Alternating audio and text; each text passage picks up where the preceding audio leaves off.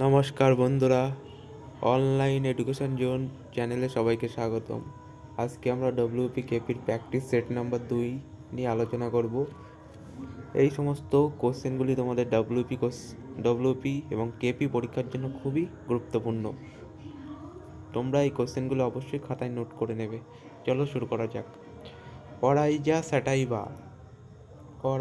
Sativa নিম্নলিখিত কোনটির বিজ্ঞানসম্মত নাম? অরাইজা স্যাটাইভা নিম্নলিখিত কোনটির বিজ্ঞানসম্মত নাম? ধান, গম, ভুট্টা? নাম অরাইজা স্যাটাইভা ধানের বিজ্ঞানসম্মত নাম। অপশন নাম্বার এ, অরাইজা স্যাটাইভা হচ্ছে ধানের বিজ্ঞানসম্মত নাম। চলো জেনে নিই। আমের বৈজ্ঞানিক নাম কি? আমের বৈজ্ঞানিক নাম হচ্ছে ম্যাগনিফেরা ইন্ডিকা। আমের বৈজ্ঞানিক নাম ম্যাগনিফেরা ইন্ডিকা। মানুষের বৈজ্ঞানিক নাম কি? মানুষের বৈজ্ঞানিক নাম হচ্ছে হোমো স্যাপিয়েন্স। মানুষের বৈজ্ঞানিক নাম হোমো স্যাপিয়েন্স। গমের বিজ্ঞানসম্মত নাম? গমের বিজ্ঞানসম্মত নাম হলো ট্রিটিকাম অ্যাস্টিভাম। গমের বিজ্ঞানসম্মত নাম ট্রিটিকাম অ্যাস্ট্রিভাম। ভুট্টার বিজ্ঞানসম্মত নাম জিয়ামেস। ভুট্টার বিজ্ঞানসম্মত নাম হচ্ছে জিয়ামেস। চলো পরবর্তী কোশ্চেন দেখে নিই। ছত্তিশগড়ের রাজধানীর নাম কি? রাজ্য, রাজধানী, এটা তোমার পরীক্ষার জন্য খুবই ইম্পর্টেন্ট। ছত্তিশগড় রাজ্যের রাজধানীর নাম কি? ছত্তিশগড়ের রাজধানীর নাম হচ্ছে Raipur. Option number C, Raipur. ছত্তিশগড়ের রাজধানী রায়পুর। চলো পরে জেনে নিই। পশ্চিমবঙ্গের রাজধানী? পশ্চিমবঙ্গের রাজধানী হচ্ছে কলকাতা। বিহারের রাজধানী? বিহারের রাজধানী হচ্ছে পাটনা। উত্তরপ্রদেশের রাজধানী লখনৌ। রাজস্থানের রাজধানী জয়পুর। পাঞ্জাবের রাজধানী চণ্ডীগড়। চলো পরের প্রশ্ন দেখি। ক্যাডি শব্দটি কোন খেলার সঙ্গে সম্পর্কিত? ক্যাডি শব্দটি কোন খেলার সঙ্গে সম্পর্কিত? ক্যাডি শব্দটি তোমাদের অপশন নম্বর সি, গল্ফ খেলার সঙ্গে সম্পর্কিত। ক্যাডি শব্দটি গল্ফ খেলার সঙ্গে সম্পর্কিত। চলো দেখো, গল্ফ খেলার সঙ্গে কি কি শব্দ যুক্ত? ডরমি, ফেয়ারওয়ে, ফোর বল, ফোরসাম, থ্রিসাম, লিঙ্কস, পুট, রাফ, টি, বাংকার, ক্যাডি, নিবেলিক, বোগে, এগুলো সব গল্ফ খেলার সঙ্গে যুক্ত। ডরমি, ফেয়ারওয়ে, ফোর বল, ফোরসাম, থ্রিসাম, লিঙ্কস, পুট, রাফ, টি, বাংকার, ক্যাডি, নিবেলিক, এগুলো সব গল্ফ খেলার সঙ্গে যুক্ত। চলো পরবর্তী কোশ্চেনটি দেখে নিই। নিম্নলিখিত কোন রাজ্যটিতে বিধান পরিষদ নেই? নিম্নলিখিত কোন রাজ্যটিতে বিধান পরিষদ নেই? দেখো, বিধান পরিষদ সব রাজ্যে থাকে না। বিধান পরিষদ সব রাজ্যে থাকে না। দেখো এর মধ্যে কোন রাজ্যটিতে বিধান পরিষদ নেই? উত্তরপ্রদেশ, রাজস্থান, মহারাষ্ট্র, বিহার। এখানে রাজস্থানে বিধান পরিষদ নেই। অপশন নম্বর বি, রাজস্থানে কোনো বিধান পরিষদ নেই। দেখো বিধান পরিষদ আসে কোন কোন রাজ্যে? দেখো, বিহার, ঝাড়খণ্ড, উত্তরপ্রদেশ, কর্ণাটক, মহারাষ্ট্র, তেলেঙ্গানা। তাহলে কী কী রাজ্যে তোমার বিধান পরিষদ আছে? বিহার, ঝাড়খণ্ড, উত্তরপ্রদেশ, কর্ণাটক, মহারাষ্ট্র, তেলেঙ্গানা। দেখো, রাজ্য আইনসভার এক কক্ষ বা দ্বিকক্ষ বিশিষ্ট হতে পারে। যেসব রাজ্যে রাজ্য আইনসভা দ্বিকক্ষ বিশিষ্ট, তাদের উচ্চকক্ষ হচ্ছে বিধান পরিষদ আর নিম্নকক্ষ হচ্ছে বিধানসভা। তাহলে রাজ্য আইনসভার এক কক্ষ বা দ্বিকক্ষ বিশিষ্ট হয়। যেসব রাজ্যে আইনসভা দ্বিকক্ষ বিশিষ্ট, তার উচ্চকক্ষ হচ্ছে বিধান পরিষদ এবং নিম্নকক্ষ হচ্ছে বিধানসভা। দেখো, বিধান পরিষদের সদস্য হতে গেলে 30 বছর বয়স দরকার হয়, আর বিধানসভার সদস্য হতে গেলে 25 বছর বয়স দরকার হয়। আর কোন কোন রাজ্যে বিধান পরিষদ আছে? বিহার, ঝাড়খণ্ড, উত্তরপ্রদেশ, কর্ণাটক, মহারাষ্ট্র, তেলেঙ্গানা। উত্তরপ্রদেশ, এটা র দেওয়া হয়নি। বিহার, ঝাড়খণ্ড, উত্তরপ্রদেশ, কর্ণাটক, মহারাষ্ট্র, তেলেঙ্গানা। চলো পরবর্তী কোশ্চেনটি দেখে নিই। মহাকাশে কোনো মহাকাশচারী আকাশের রং কী দেখবে? মহাকাশে কোনো মহাকাশচারী আকাশের রং কী দেখবে? মহাকাশে কোনো মহাকাশচারী আকাশের রং কালো দেখবে। অপশন নম্বর বি, আকাশের রং কালো দেখবে। মহাকাশে সূর্যের আলো বায়ুমণ্ডল দ্বারা বিচ্ছুরিত হয় না, বায়ুমণ্ডল দ্বারা বিচ্ছুরিত হয় না, তাই তারা আকাশে কালো দেখতে পায়। তাহলে মহাকাশে সূর্যের আলো বায়ুমণ্ডল দ্বারা বিচ্ছুরিত হয় না, তাই তারা আকাশকে কালো দেখতে পায়। চলো পরবর্তী কোশ্চেনটি দেখে নিই। খনিজ পদার্থ ফ্লোরিন, খনিজ পদার্থ ফ্লোরিন এর অভাবে মানবদেহে কী কী ক্ষতি হয়? ফ্লোরিনের অভাবে মানবদেহে কী ক্ষতি হয়? ফ্লোরিনের অভাবে তোমার দাঁত দুর্বল হয়ে যায়। অপশন নাম্বার এ, দুর্বল দাঁত। চলো এক্সট্রা ইনফরমেশনগুলো জেনে নিই। ফ্লোরিনের অভাবে দাঁত দুর্বল হয়ে যায় এবং দাঁতের ক্ষয় হয়। অ্যানিমিয়ার অভাবে কী হয়? অ্যানিমিয়ার অভাবে রক্তশূন্যতা বা রক্তাল্পতা, চোখের নিচে কালি জমে যাওয়া, এগুলো অ্যানিমিয়ার অভাবে হয়। রক্তশূন্যতা। গয়টার হলো থাইরয়েড গ্রন্থির রোগ, গয়টার রোগ হচ্ছে থাইরয়েড গ্রন্থির রোগ। ক্ষুধামান্য হলে খাবারের অভাবে হয়, ক্ষুধামান্য। তাহলে অ্যানিমিয়া হচ্ছে রক্তশূন্যতা, গয়টার হলো থাইরয়েড গ্রন্থির রোগ এবং ক্ষুধামান্যতা হলো খাবারের অভাবে হয় এই রোগটি। চলো স্যাকারিন কী দিয়ে তৈরি হয়? স্যাকারিন তৈরি হয় toluene, butane, propane, phenol. Toluene, butane, propane, phenol কোনটা দিয়ে তৈরি হয়? টলুইন দিয়ে স্যাকারিন তৈরি হয়। অপশন নম্বর এ, স্যাকারিন তৈরি হয় টলুইন দিয়ে। চলো জেনে নিই। স্যাকারিন এটি একটি ক্যালোরিবিহীন এবং ডায়াবেটিস রোগীদের জন্য উপযুক্ত। তাহলে স্যাকারিন হচ্ছে একটি ক্যালোরিবিহীন এবং এটি ডায়াবেটিস রোগীদের জন্য খুবই উপযুক্ত। চলো পরবর্তী কোশ্চেনটি দেখে নিই। কোন অনুচ্ছেদ অনুযায়ী ভারতীয় সংবিধান সংশোধন করা যায়? কোন অনুচ্ছেদ অনুযায়ী ভারতীয় সংবিধান সংশোধন করা যায়? অনুচ্ছেদ 360, 362, 368, 370 কোনটা হবে? এবার অপশান নাম্বার সি হবে সঠিক উত্তর। অনুচ্ছেদ 368 দ্বারা সংবিধান সংশোধন করা যায়।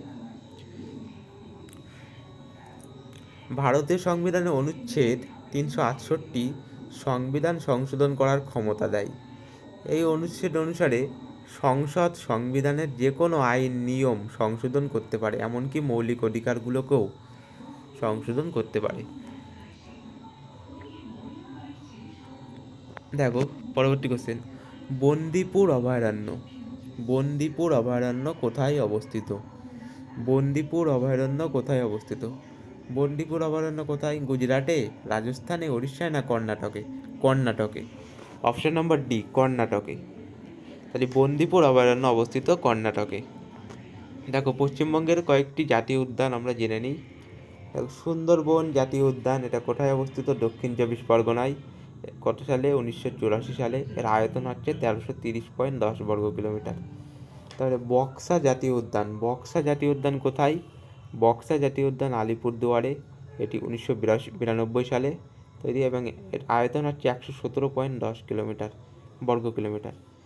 গরুমারা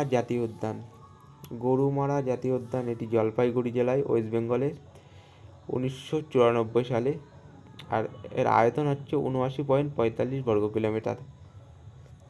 জলদাপাড়া জাতীয় উদ্যান হচ্ছে আলিপুরদুয়ার জেলা, 2012 সালে এটি হয়। এর আয়তন হচ্ছে 216.51 বর্গ কিলোমিটার। নেওড়া উপত্যকা জাতীয় উদ্যান, নেওড়া ভ্যালি জাতীয় উদ্যান, এটি দার্জিলিংয়ে, 1986 সালে এই হয়। আয়তন হচ্ছে 88 বর্গ কিলোমিটার। সবার লাস্ট আছে সিঙ্গালীলা জাতীয় উদ্যান, এটা হচ্ছে দার্জিলিংয়ে, 1992 সালের, আর 78.60 আয়তন। চলো পশ্চিমবঙ্গের কয়েকটি অভয়ারণ্য দেখে নিই। বল্লভপুর অভয়ারণ্যটি বীরভূম জেলায়, 1977 সালে। এর আয়তন 2.02 বর্গ কিলোমিটার।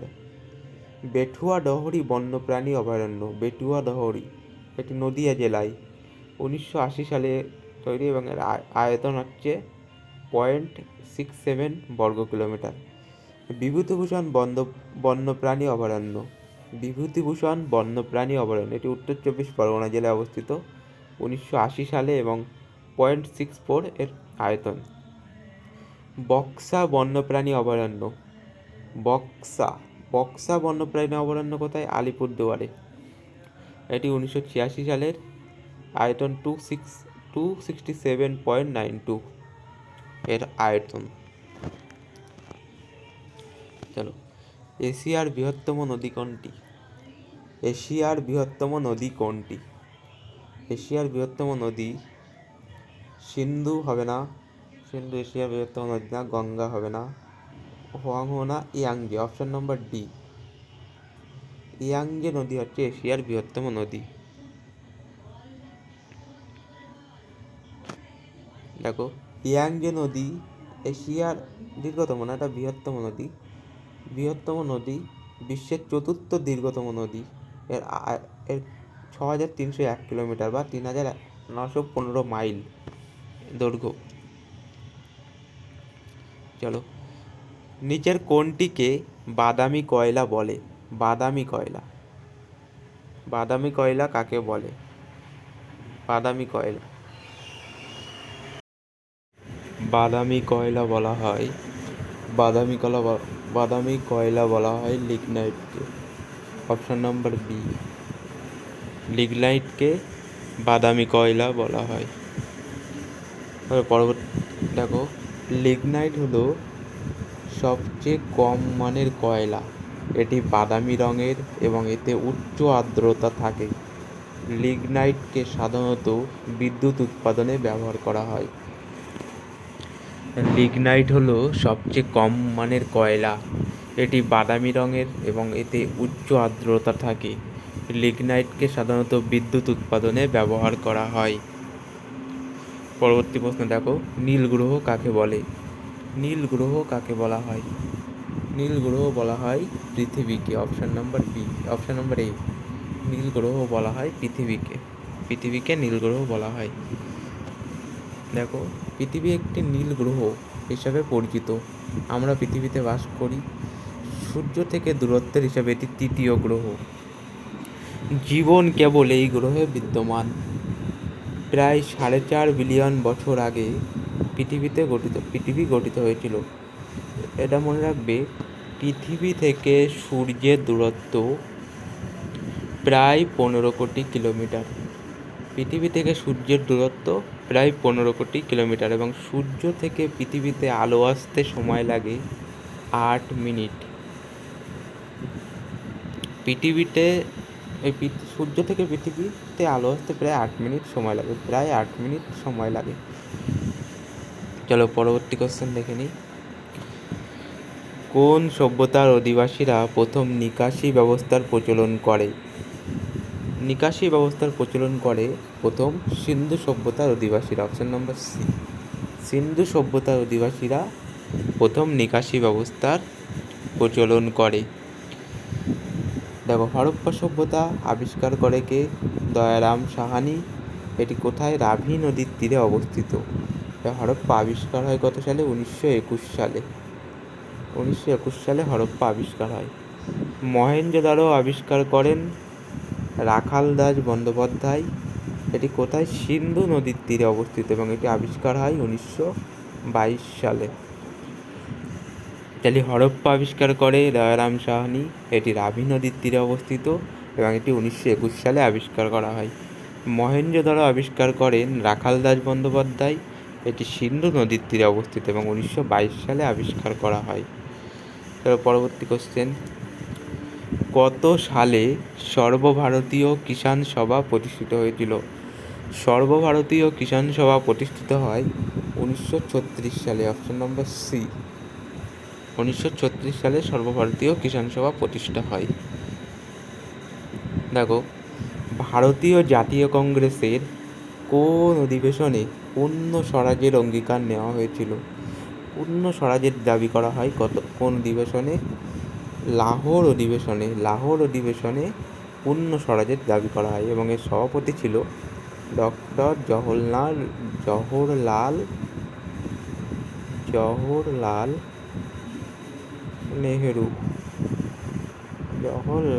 নেহেরু এর সভাপতি ছিল। তো বন্ধুরা, আজকে এই পর্যন্তই। তোমাদের ভিডিও কেমন লাগলো অবশ্যই কমেন্ট করে জানিও। চ্যানেলটা সাবস্ক্রাইব করে রেখো। যদি আরও নতুন নতুন ভিডিও যেতে চাও তো চ্যানেলটাকে একটু লাইক করে দিও। আমি নতুন চ্যানেল খুলেছি, তোমরা যদি এইভাবে সাপোর্ট করো তাহলে আমি আরও অনেক ভিডিও বানাতে পারবো। তো বন্ধুরা, আজকে এই পর্যন্তই। দেখা হচ্ছে পরবর্তী ভিডিওতে। আজকের জন্য এই পর্যন্ত।